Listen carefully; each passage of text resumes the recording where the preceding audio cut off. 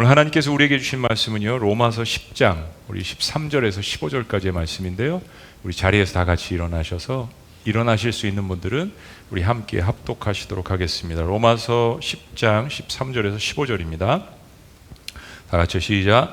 누구든지 주의 이름을 부르는 자는 구원을 받으리라. 그런즉 그들이 믿지 아니하는 이를 어찌 부르리요? 듣지도 못한 이를 어찌 믿으리요? 전파하는 자가 없이 어찌 들으리요? 보내심을 받지 아니하였으면 어찌 전파하리요? 기록된 바 아름답도다 좋은 소식을 전하는 자들의 발이요 함과 같음이라. 아멘. 아멘.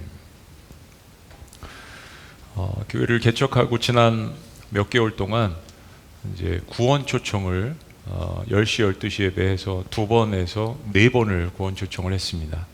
그때 일어나셔서 나 오늘 예수님 영접하겠다 하신 분들이 많이 계셨습니다. 그 중에는 처음 예수님을 영접하신 분들도 있고, 전에 예수님을 영접을 했나 안 했나 갸우뚱하시다가 오늘이야 하고 일어나신 분들도 계실 거고요. 나는 항상 일어나야 돼 그러시면서 일어나신 분들도 있을 거고, 그리고 재헌신, 정말 첫사랑을 잃어버렸는데 이제 다시 예수님을 만나는 그런 마음으로 일어나신 분들도 계실 겁니다.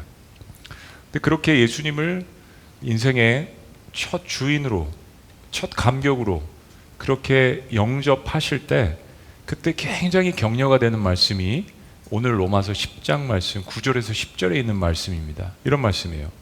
내가 만일 내 입으로 예수를 주로 시인하며 또 하나님께서 그를 죽은 자 가운데서 살리신 것을 내 마음에 믿으면 구원을 받으리라. 자, 그리고 10절은 이렇게 이야기합니다. 다시 시작. 사람이 마음으로 믿어 의에 이르고 입으로 시인하여 구원에 이르느니라. 아주 짧은 구절인데 시적인 표현이고 우리의 마음과 우리 입술의 결단과 고백을 격려하는 그런 말씀입니다. 예수님을 영접한 다음에는 초대교회 전통은 공개적으로 교회 앞에서 내가 오늘 예수님 만났습니다, 내가 오늘 예수님 영접합니다 라고 고백을 하는 겁니다. 그 예식 가운데 하나가 바로 침례식이죠. 혹은 세례식. 공개적으로 사람들 앞에서 내가 만난 예수님을 자랑스럽게 사람들 앞에 고백하고 물속에 들어가는 거. 내 옛사람은 죽었습니다, 그리고 물속에서 다시 나오고 나는 주님과 함께 부활했습니다, 새로운 생명입니다 라는 것을 선포하는 침례식은 정말 일생 가운데 생일 빼고 가장 기쁘고 즐겁고 감격적인 그런 날입니다. 이제 우리가 예수님을 영접하신 분들이 있고요, 하나님의 VIP라는 우리 새가족 4단계 1기가 끝났습니다. 그 외에도 제자훈련을 계속 진행하고 있지만 이제 2기를 오늘 시작을 합니다. 지난번에 한 35명이 하나님의 VIP를 들으셨는데 잘 들으셨습니다. 숙제를 안 하신 분들이 있더라고요. 숙제는 뭐냐면 A4 용지 한 장에다가 내가 예수님을 만나기 전의 모습과 그리고 예수님을 어떻게 만났는가 간단하게 예수님을 만난 후의 삶의 변화를 적는 겁니다. 어려워하시는 분들이 있는데요, 그렇게 생각 안 하셔도 좋습니다. 만났으면 만난 거고 안 만났으면 안 만난 겁니다. 제가 늘 이야기하지만 저는 저희 아내에 대해서 자랑하는 법을 배워본 적이 없습니다. 저희 자녀들에 대해서 자랑하는 법을 배워본 적이 없습니다. 근데 자랑 잘하거든요. 왜냐하면 만났으니까, 내 새끼들이니까. 얼마든지 세미나 안 받아도 저는 잘할 수 있습니다. 예수님 만난 것도 확실한 겁니다. 세미나 안 해도 예수님 만났으면 만난 거예요. 누구를 만나도 즐겁게, 기쁘게, 담대하게, 확신 있게 나 예수님 만난 것에 대해서 이야기할 수 있습니다. 화려한 미사오가 아니더라도 사랑하는 건 사랑하는 거고 안 만났으면 안 만난 거거든요. 그거를 침례의 예식을 통해서 많은 사람들 앞에 기쁘게 고백을 하는 것입니다. 침례 예식은 그런 의미에서 너무 귀한 전통이고 아름다운 하나님께서 우리에게 주신 너무나도 멋진 예식입니다. 주님과 만나는 결혼식이죠. 이거를 이제 하나님의 VIP 2기가 마친 후에 우리 침례식을 한꺼번에 거행을 할 겁니다. 우리 GSIS에 너무 훌륭한 수영장이 있습니다. 실내 수영장에서 하는데요, 조건이 있대요. 라이프가드가 있어야 된답니다. 주일날 그 침례식 하려고 누가 라이프가드를 오겠어요? 근데 걱정하지 마세요. 제가 미국에서 라이프가드 자격증이 있거든요. 제가 침례를 집도하면서 여러분들이 허우적거리시면 제가 구원할 겁니다. 8월 말 안에 하도록 하겠습니다. 근데 제가 첫 번째로 침례를 주고 싶은 사람이 있습니다. 교회를 머리털 나고 처음 나오셨어요. 근데 드럼이 전공이에요. 드럼을 치다가 어느 날 제가 구원 초청을 했는데 저도 예상을 못했는데 이 형제님이 벌떡 일어났습니다. 교회 나온 지 한 6주 됐을까? 우리 도영 형제님이 너무 귀해요. 저는 그래서 이 형제님을 물속에 오래 담글 겁니다. 첫 번째 침례를 받을 사람이에요. 여러분 다 오셔서 함께 축하해 주셔야 합니다. 근데 그렇게 마음으로 입으로 공개적으로 예수 그리스도를 영접한 그런 사람들에게 격려하는 이어지는 다음 본문 말씀이 이렇습니다. 11절 말씀에 성경에 이르되 누구든지 그를 믿는 자는 부끄러움을 당하지 아니하리라 하니.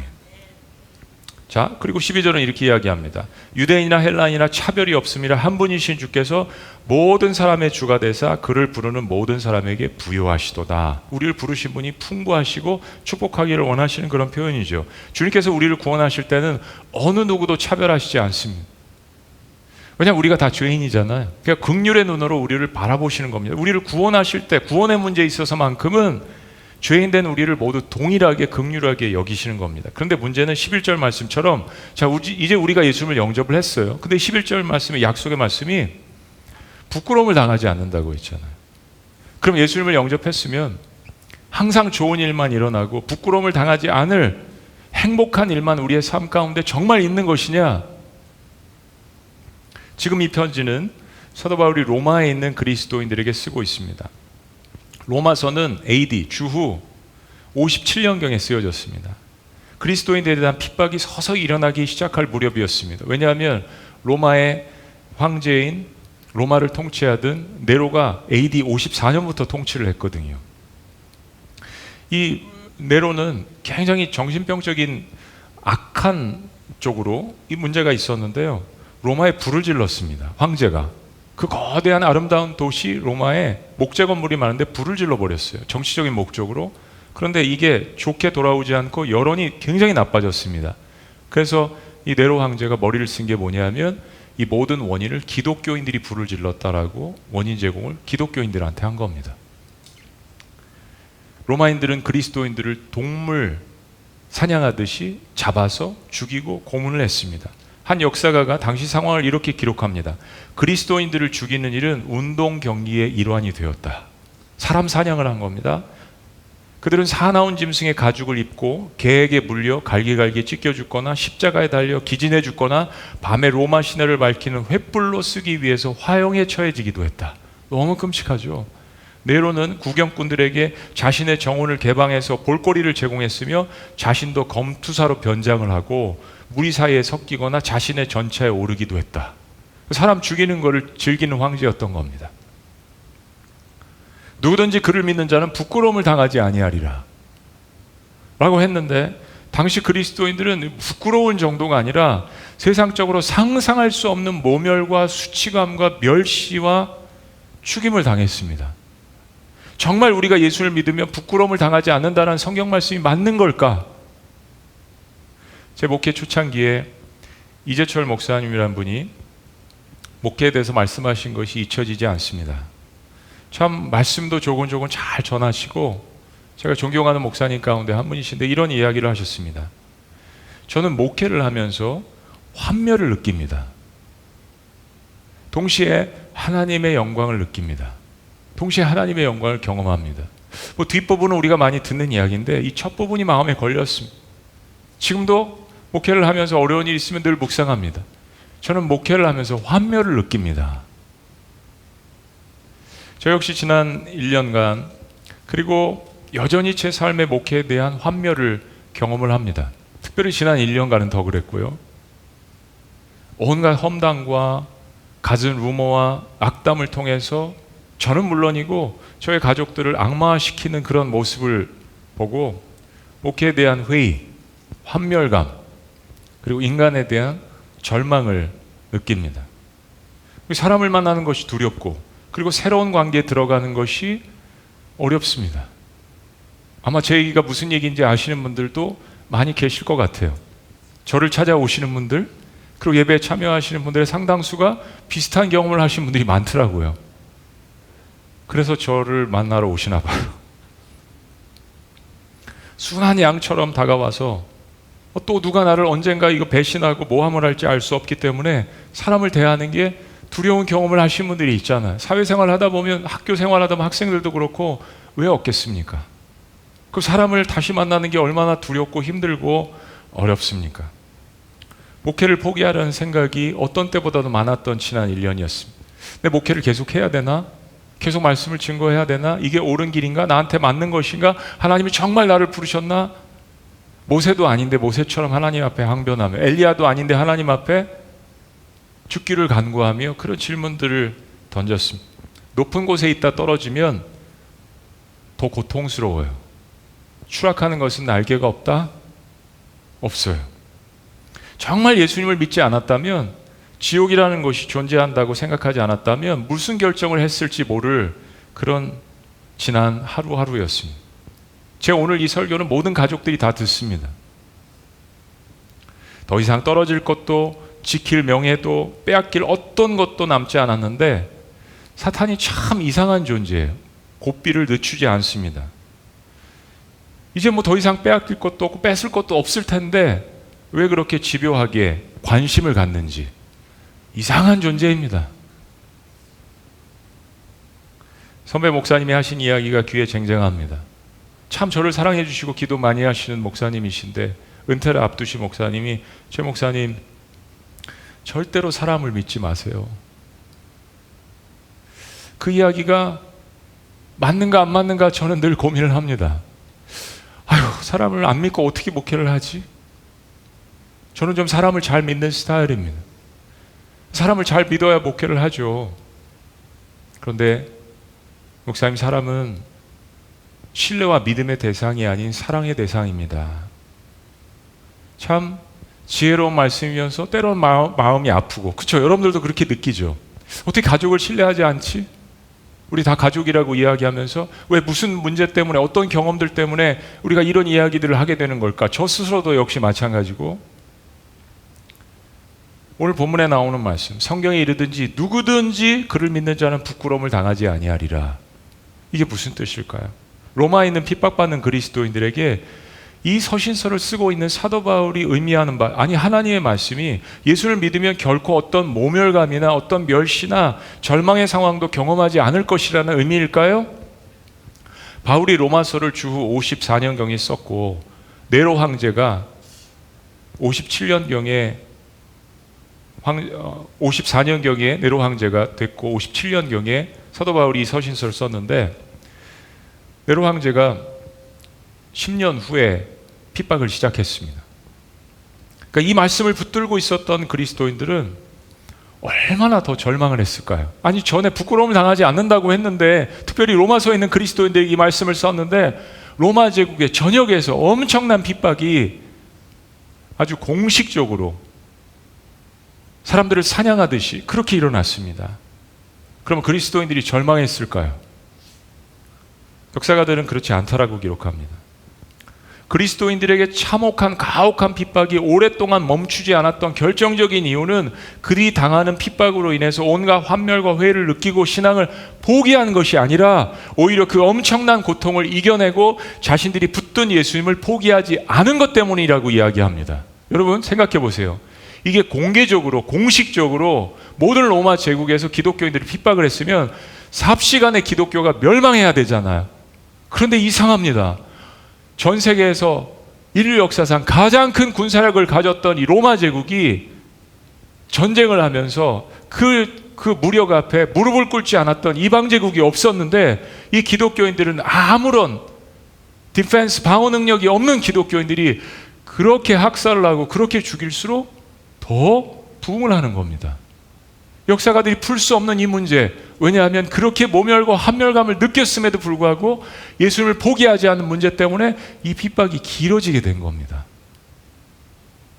예수님을 믿지 않는 역사가들도 기독교에 대해서 연구를 하기 시작했습니다. 당시 그리스도인들은 오히려 핍박 때문에 자신들이 생명처럼 소중히 여기는 그리스도를 배신하는 것을 가장 큰 부끄러움으로 여겼다는 겁니다. 여러분, 세상에는 다른 종류의 부끄러움이 있습니다. 그들은 가문에서 쫓겨나고 마을에서 추방을 당하고 생명의 위협을 느낄지언정 산으로 들로 사막으로 격리되어서 땅을 파고 100m로 들어가서 세상에 주는 모든 즐거움과 혜택을 뒤로 한 채 오직 예배하며 기독교 공동체로만 살아갔습니다. 그들은 세상에서 당하는 부끄러움을 개의치 않고 그 환멸감을 이기게 하시는 주님이 주시는 능력과 그 큰 애를 더 깊이 경험했던 것입니다. 오늘 여러분들이 찬양했던 선한 능력으로처럼요. 사랑하는 여러분, 예수님이 당하신 수치와 모멸과 부끄러움을 정말 자주 우리가 묵상을 하는가? 그건 여러분의 고난의 깊이에 달려 있을 것 같습니다. 우리는 얼마만큼 기독교인들로서 정말 예수님께서 당하신 수치와 모멸과 환멸을 자주 묵상하는가? 저는 특별히 지난 1년 동안 더 깊숙이 묵상할 수밖에 없었습니다. 살아야 하니까, 누군가에게는 부르짖어야 하니까. 하나님의 아들이 당하신 이 땅에서의 대접은 사람 이하의 대접이었습니다. 하나님의 아들이시면 존재가 신이잖아요. 그러면 신권, 신의 권리가 있을 거 아닙니까? 그래서 예수님께서 이 땅에 돌아가실 때 신의 권리, 신권은커녕 인권, 인간의 권리조차 부여받지 못하셨습니다. 그게 십자가의 형벌입니다. 주먹으로 얼굴을 맞으시고 뺨을 맞으시고 침뱉음을 당하시고 채찍에 맞으시고 가시면류관을 쓰게 하시고 조롱을 받으시고 십자가에 달리실 때 아무것도 걸치지 않은 벌거벗은 몸으로 신음하셨습니다. 사랑하는 여러분, 생각해 보세요. 누가 이런 모욕적인 모습을 보고 야, 저거 하나님의 아들이 맞다라고 이야기할 수 있을까요? 하나님이 바보이십니까? 어떻게 이렇게 지혜가 없으신 것처럼 사람들을 구원하기 위해서 예수님을, 하나님의 아들을 이 모양 이 꼴로 십자가에 못 박을 수 있겠습니까? 라고 사람들은 생각을 했던 거예요. 근데 놀랍게도 사람들은 주님께로 돌아오기 시작했습니다. 그 환멸과 멸시를 받으신 그 주님이 나를 위해서 그렇게 하셨다는 사실을 주님이 주신 성령 안에서 깨닫기 시작했습니다. 저거 내가 받아야 할 멸시고 저거 내가 받아야 할 형벌인데,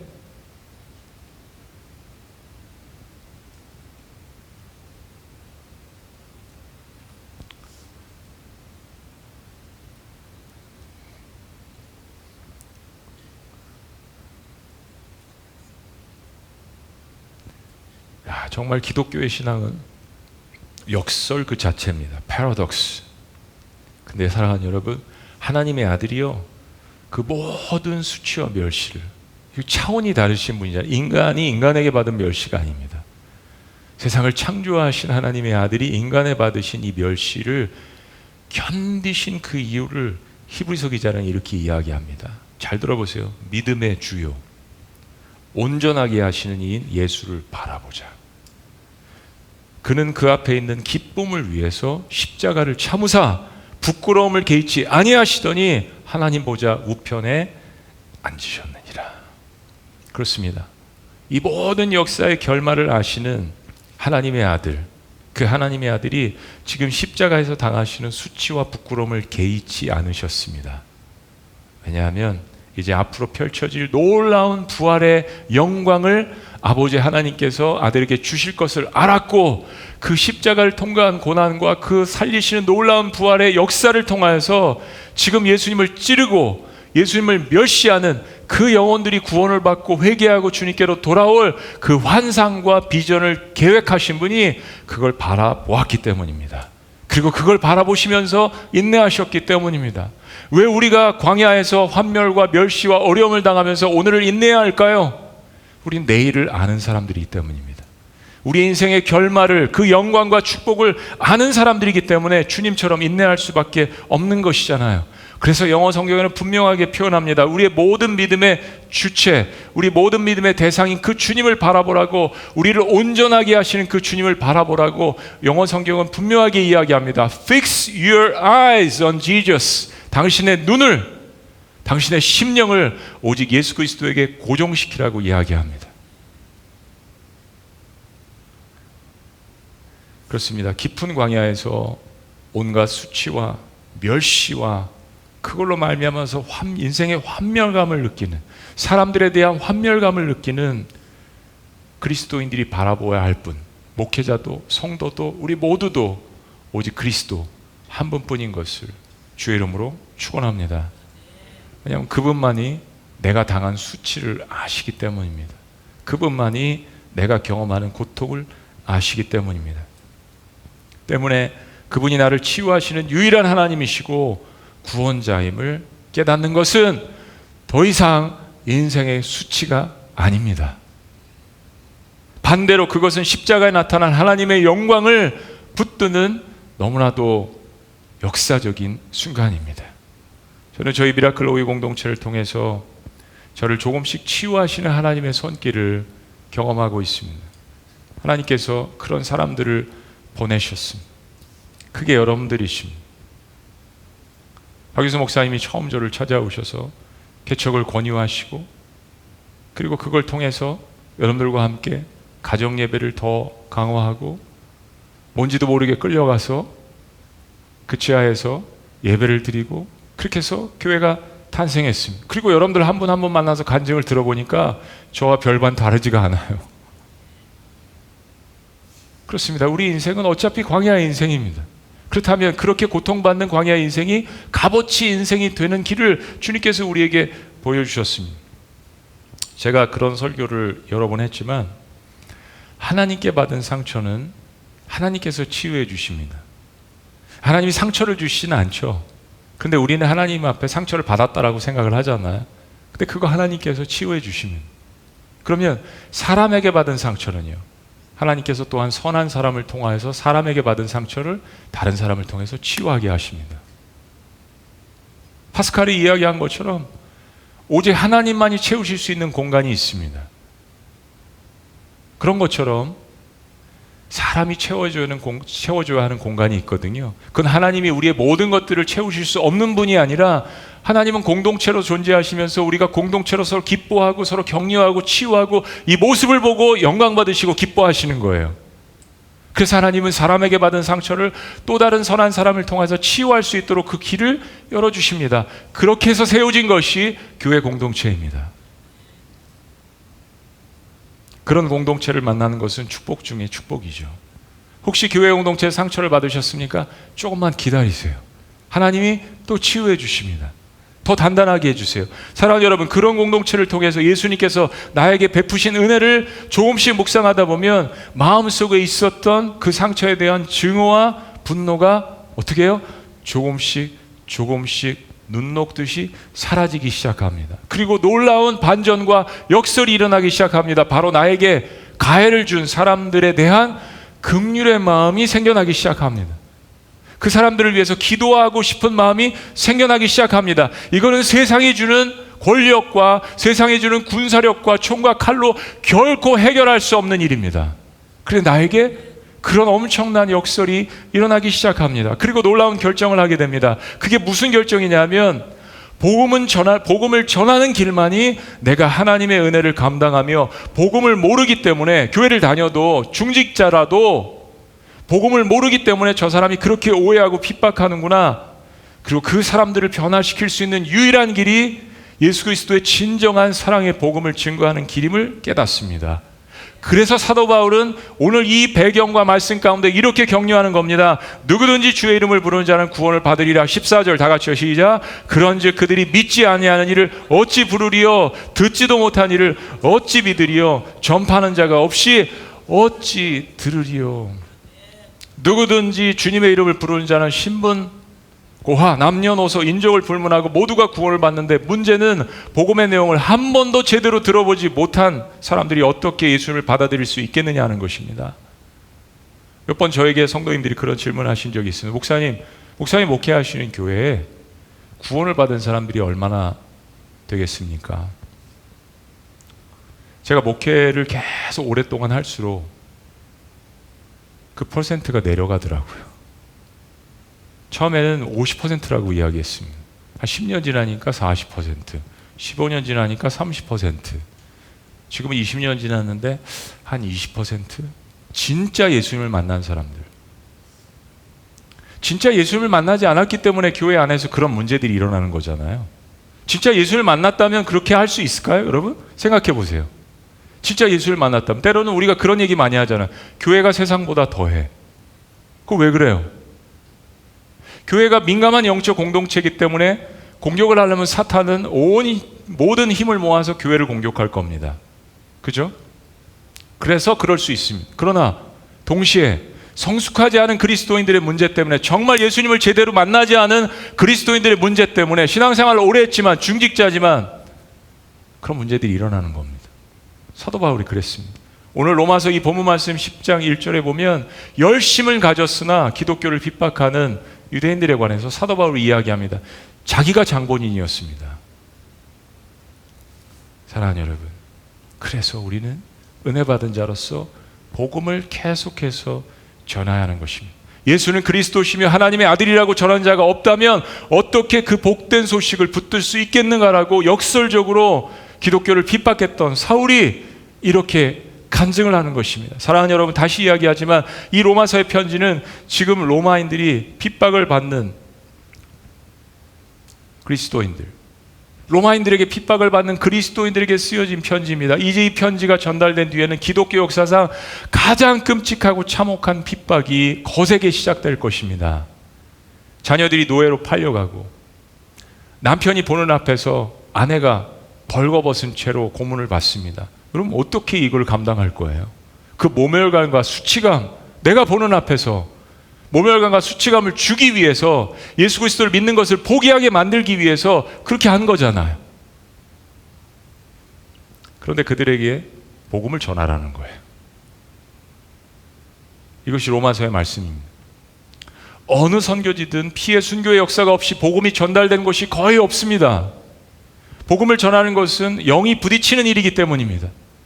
교회 밖에도, 세상 밖에도 복음을 증거해야 하지만 우리도 날마다 복음을 그래서 들어야 합니다. 1866년에 미국 상선 제너럴 셔먼호가 통상을 목적으로 경제하려고, 무역하려고 평양까지 진입을 하게 됩니다. 당시 영국 출신의 선교사 로버트 저메인 토마스 선교사님이 이 배에 승선을 하고 있었습니다. 미국 배인데 영국 선교사님이 이제 통역도 하고 중국에서 한국말도 배우고 성경책을 한국의 한문 성경을 보급할 목적으로 타고 있었던 거예요. 당시 여러분 잘 아시는 것처럼 세국 정책을 폈을 때잖아요. 그래서 조선 군인들과 관민들이, 주민들이 힘을 합쳐서 이 셔먼호를 공격하게 되거든요. 이 셔먼호가 불타게 됩니다. 무역을 목적으로 한 배였지만 상당히 무장을 하고 있었거든요.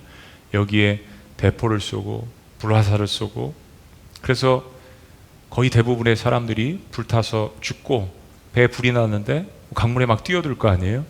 그때 내린 사람들은 또 관원들이 가서 목을 베었습니다. 일부는 잡아다가 앉혀놓고 사형을 시켰습니다. 그때 이 토마스 선교사님이 탈출을 했는데, 탈출을 해서 도망간 게 아니라 성경을 손에 들고 조선 사람들에게 나눠주면서 예수를 외쳤습니다. 그러다가 잡히게 됐습니다. 그리고 박충권이라는 공간에게 잡혀서 결국 참수형을 당하게 됩니다. 자, 이 장면을 생각해 보세요. 아무런 열매 없이 그냥 대동강에 내리자마자 잡혀서 참수형을 당했습니다. 제대로 복음을 설명할 시간도 여유도 없이. 이 헛된 죽음이었을까요? 훗날에 토마스 선교사님을 사용한, 참수한 박충권이라는 이 사람이 선교사님이 던진 성경책을 받으라고 했는데 안 받으니까 모래사장에 던졌는데 그냥 그 성경책을 집어들고 집으로 갔습니다. 그리고 성경책을 폈습니다. 그리고 한 장 한 장 읽어갑니다. 근데 한 장, 두 장 읽은 게 아니라 성경책을 정독하기 시작했습니다. 그리고 성경책을 읽고 자신을 구원하는 구세주가 예수 그리스도임을 깨닫고 심각하게 회개하고 예수님을 영접하게 됩니다. 박충권은 훗날에 평양에 있는 안주교회 장로가 됩니다. 그리고 그의 평생을 회개합니다. 자신이 죽인 분이 선교사님이라는 사실을 알고 깊이 회개하며 살았습니다.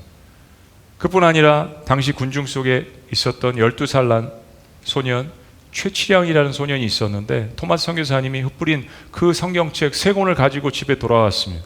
당시 글로 쓴 이런 것들이 귀하니까 그냥 호기심에 성경책을 갖고 들어왔습니다. 그중 한 권을 영문주사 박영식에게 건넸는데, 이 박영식이라는 사람이 그 성경책을 종이 한 장 한 장을 뜯어서 벽지로 발랐습니다. 훗날에 그 집터에 놀랍게도 평양 최초의 교회인 널다리골 예배당이 세워졌습니다. 신앙의 역설입니다. 성경책을 그냥 벽지로 사용을 했는데 이 사람이 예수님을 영접했습니다. 또한 토마스 선교사를 죽인 박충원의 조카 이영태가 우연히 박영십의 집을 방문했다가 벽에 바른 이 성경 구절을 보고 그 성경 구절이 눈에 들어와서 하나님께서 성령 역사를 일으키셔서 회개하며 예수 그리스도를 영접하는 놀라운 역사가 일어났습니다. 사랑하는 여러분, 조선에 내리자마자 순교를 당했습니다. 목이 잘렸습니다. 이 안타까운 소식을 토마스 선교사님의 아버지도 영국 웨일즈에서 목회를 하셨는데 어머니가 이 소식을 듣고 이렇게 기도를 했습니다. 하나님, 제 아들을 목베어 죽인 민족일지라도 그 죽음이 헛되지 않게 하시고 이 조선 땅이 내 아들로 말미암아 주님 앞으로 돌아오게 하여 주시옵소서. 여러분이 부모님이라면, 여러분이 토마스 선교사님의 형제 자매 가족이라면 당시 영국이나 또 제너럴 셔먼하에 타고 있었던 미국 사람들의 교회들, 토마스 선교사님의 비극적인 죽음에 대한 증오, 분노, 복수, 이게 각 교회들마다 불탔다면 한반도 땅에는 복음이 전해지지 않았을 것입니다. 근데 계속해서 후속 선교사님들을 이 땅에 보냈습니다. 오히려 파송한 선교사들이 순교당했을 때 그 교회와 유가족들은 그 피가 오지의 땅에서 헛되이 되지 않도록 간절히 눈물로써 기도했습니다. 바울은 이렇게 이야기합니다. 15절, 보내심을 받지 아니하였으면 어찌 전파하리요. 증오심과 복수심을 가진 것이 아니라 그 피가 헛되지 않도록 계속해서 교회들은 선교사님들을 보냈습니다. 여기에 보내심에 해당하는 단어가 아포스텔로, 바로 영어로 아포스톨로스, 이게 사도란 뜻입니다. 보내심을 받은 자들.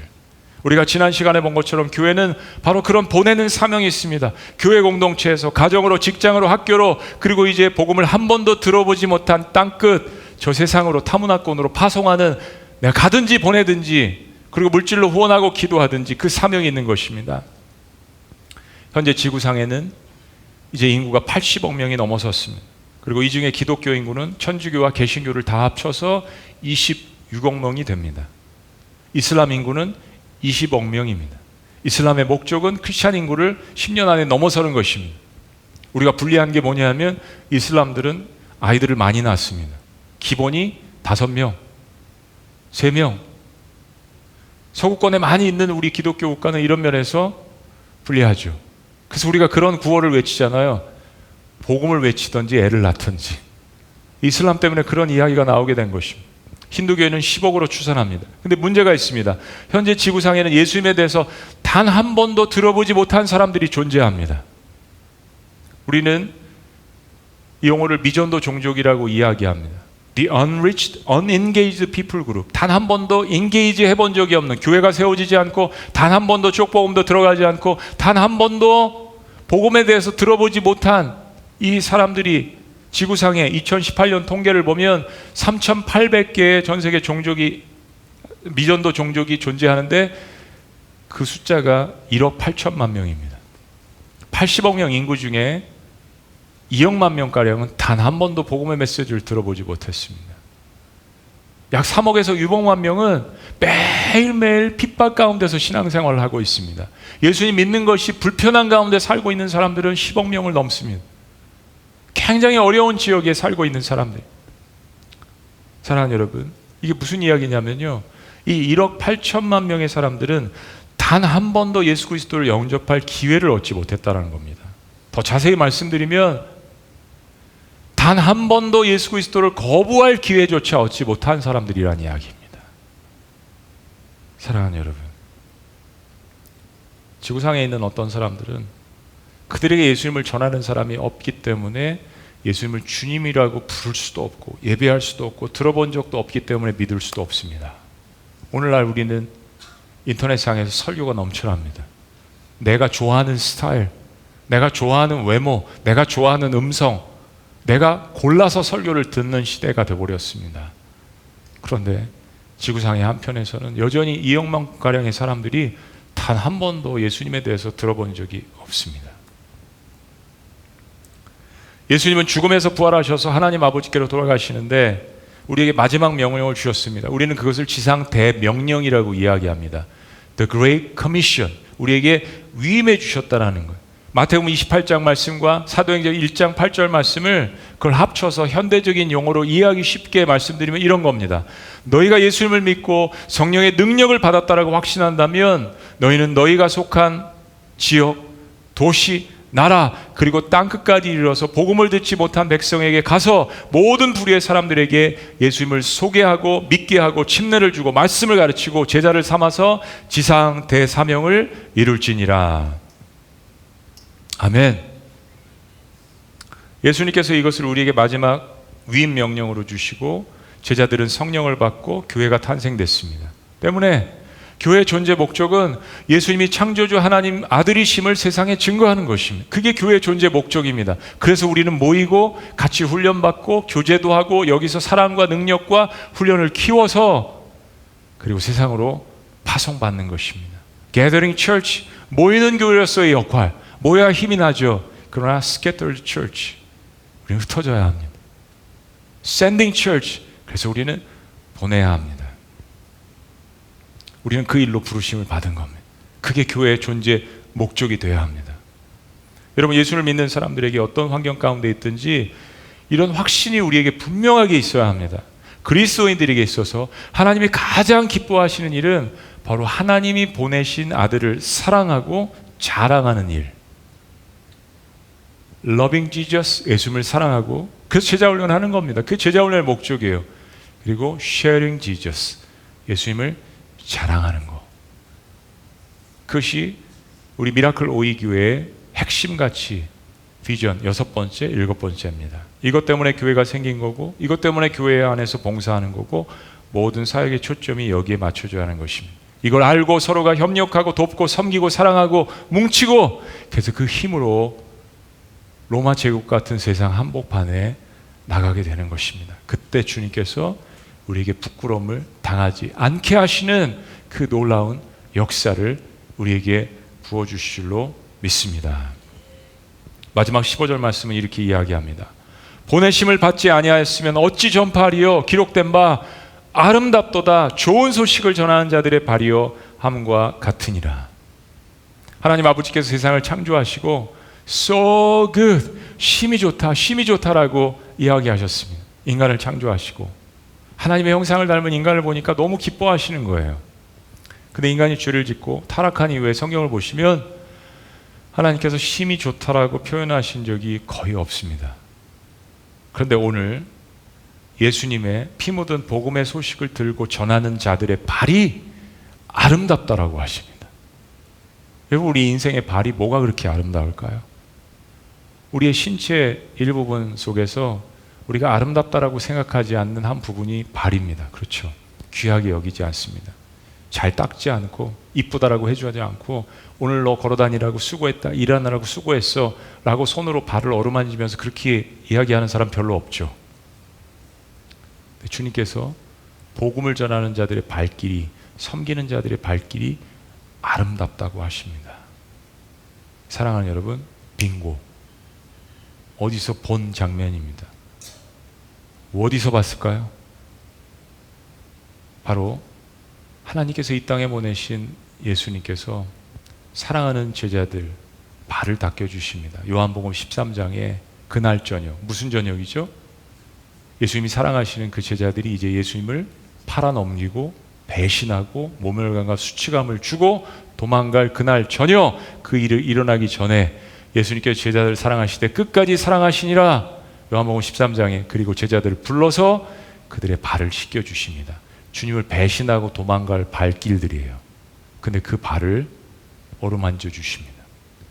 마사지하고 때를 닦아주시고 기도하시고, 그게 우리가 사랑하는 예수 그리스도십니다. 그리고 다메섹 도상에서 그 예수 그리스도를 만난 사도 바울은 교회를 핍박하다가 이 말씀을 깨닫으며 그리고 하나님의 말씀을 받아 고백합니다. 복음을 전하는 들로, 산으로, 강으로 이웃에게, 가족에게 복음을 전하는 그 자들의 발이 아름답다라고요. 세상을 다닌 그걸 상징하는 우리의 육신의 몸인 이 발, 더럽고 추하고 냄새나고, 그러나 그 발이 아름답게 바뀌는, 세상의 수치를 상징하는 우리의 발을 주님께서 아름답다라고 이야기하시는 이 놀라운 복음의 역사를 통하여서 여러분이 부끄러움을 당하는 세상의 일들이 있을지라도 하나님께서 부끄럽지 않다라고 이야기하시고, 너는 내 자녀야, 내 아들이야, 내 딸이야, 너의 발이, 섬기는 발이, 복음을 전하라고 다니는 이 발이 아름답도다 라고 이야기하시는 그 주님의 격려와 사랑을 통하여서 다시 한번 세상 가운데 나가시는 여러분이 되시기를 주의 이름으로 축복합니다. 오래전에 제가 섬겼던 미국 교회에서 창립 기념주일을 맞이해서 선교사님들을 초청하고 선교사님들을 위로하고 격려하는 시간이 있었습니다. 그때 한 20명 이상의 선교사님들이 오셨는데, 특별히 오랫동안 선교를 하신 선교사님들 이 말씀을 묵상하면서 연수를 한번 더 해봤습니다. 중국 티베트 지역에서 17년, 중국 이슬람 지역에서 4년, 서아프리카 지역에서 17년, 우즈베키스탄에서 7년, 일본에서 17년, 조청년 동포들에게 8년, 그리고 미얀마, 네팔 등 다양한 선교 지역에서 10년, 베네수엘라에서 45년. 이 선교사님들이 그 땅을 밟고 누빈 그 연수를 계산해 보니까 120년이 넘습니다. 주님께서 말씀하시는 거예요. 아름답도다. 좋은 소식을 전하는 자들의 발이요. How beautiful are the feet of those who bring the good news. 좋은 소식을 전하는 그 발. 삶을 이야기하는 거죠. 그게 아름답다라고 이야기하는 것입니다. 사랑하는 여러분, 저도 그렇고 여러분들도 그렇고 우리의 삶 전체가 결코 아름답지 못합니다. 근데 주님은 중심을 보십니다. 여러분의 중심이 주님을 향하고, 그리고 실패했던 발이라도, 모멸과 수치를 당했던 발이라도 복음을 증거하는 발로 나아가면 주께서 그 발을 붙드시고 씻기시고 아름답다라고 하십니다. 인생을 승리하는 비결이 여기 있음에, 말씀의 은혜를 받으신 분들 내일 가정으로, 들로, 학교로, 직장으로, 그게 바벨론 제국이든 페르시아 제국이든 로마 제국이든 주께서 여러분의 발길과 삶과 함께 하시기를 주의 이름으로 축원합니다. 기도하시겠습니다.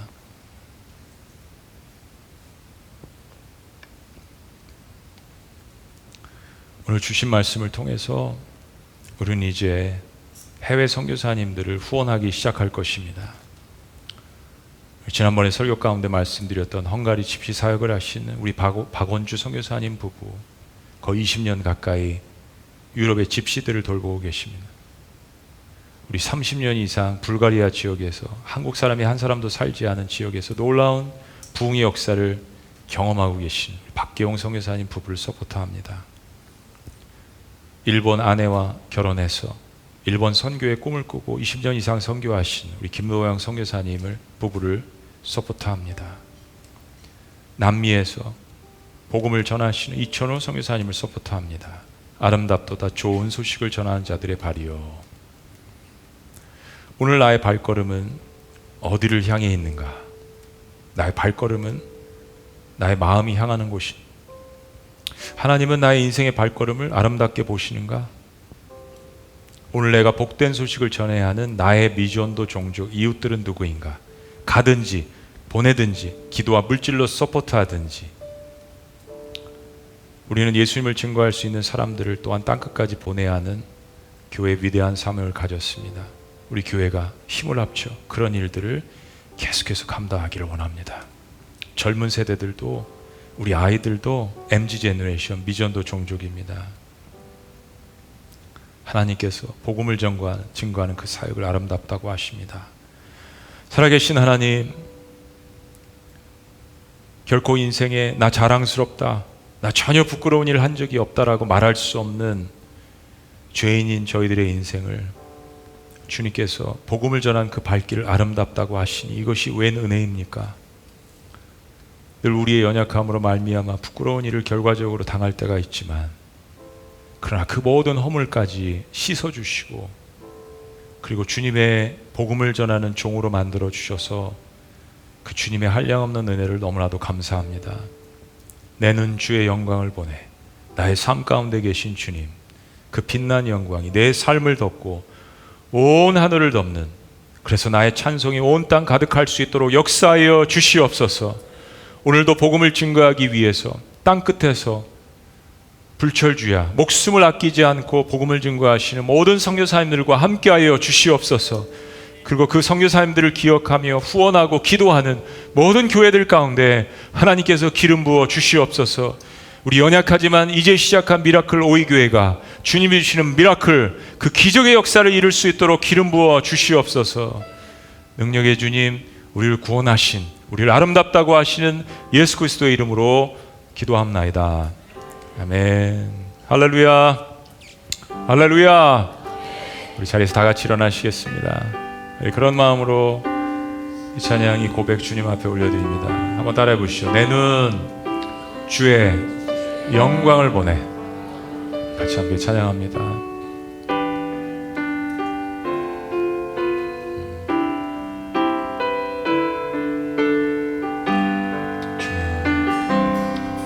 내 눈 주의 영광을 보내. 우리 가운데 계신 주님, 그 빛난 영광, 그 빛난 영광 온 하늘 덮고, 그 찬송 온 땅 가득해. 내 눈 주의 영광을 보내. 찬송 가운데 서신 주님. 그렇습니다. 주님의 얼굴은 온 세상 향하네. 권능의 발을 드셨네. 주의 영광 곳에 가득해. 우린 선해 주님과 함께 찬양하며 우리는 전진하리. 그렇습니다. 모든 열방 주 볼 때까지, 다 같이 힘차게 다시 한번 고백합니다. 내 눈 주의 영광을 보내. 내 눈 주의 영광을 보내. 우리 가운데 계십니다. 우리 가운데 계신 주님, 그 빛난 영광 온 하늘 덮고, 그 찬송 온 땅 가득해. 우리의 고백입니다. 내 눈 주의 영광을 보내. 찬송 가운데 서신 주님. 그렇습니다. 주님의 얼굴 온 세상 향하네. 권능의 발을 드셨네.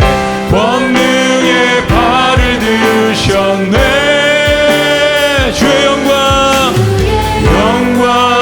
이곳에 가득해. 우린 선해 주님과 함께 찬양하며 우리는 전진하리. 모든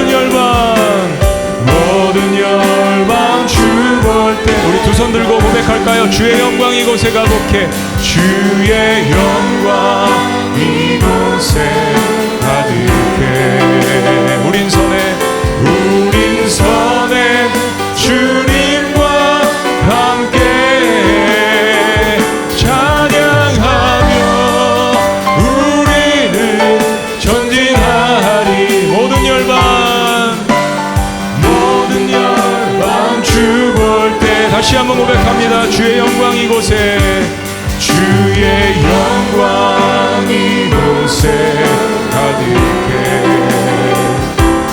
우리 손에 주님과 함께 찬양하며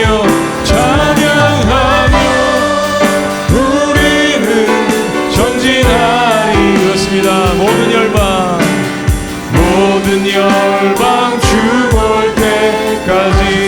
열방 주 볼 때까지 모든 열방 주 볼 때까지.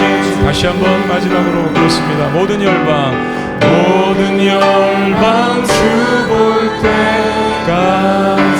그렇습니다. 우리에게 그런 복음을 전할 수 있는 특권을 주신 하나님 앞에 감사와 영광의 박수 올려드립니다.